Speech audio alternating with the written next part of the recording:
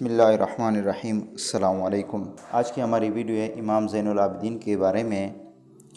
حضرت امام زینulabedeen کے کندھے پر ایک کالا نشان تھا۔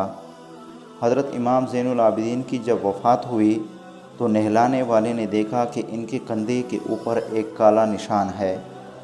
اللہ نے ان کو بڑا خوبصورت جسم دیا تھا، بڑے نازک بدن تھے۔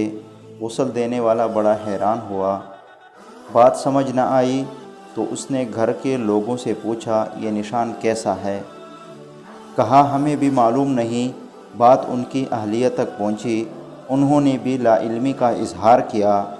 کئی دن گزر جانے کے بعد جو بیوائیں تھیں، جو نادار تھے، ان کے گھروں سے آواز آئی، وہ شخص کہاں گیا جو ہمیں پانی پلایا کرتا تھا، ہمیں کھانا کھلایا کرتا تھا؟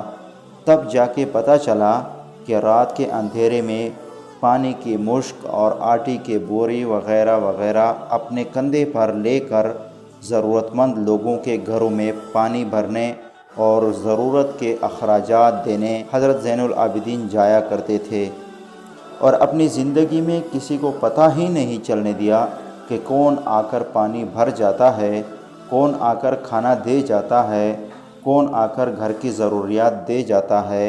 ان کے وفات کے بعد پتہ چلا خدمت ہی ہے جو اللہ تعالیٰ کو بڑی محبوب ہے۔ دوستو، اللہ تعالیٰ ہمیں بھی اپنی مخلوق کی خدمت کرنے کی توفیق عطا فرمائے۔ آمین ثم آمین یا رب العالمین۔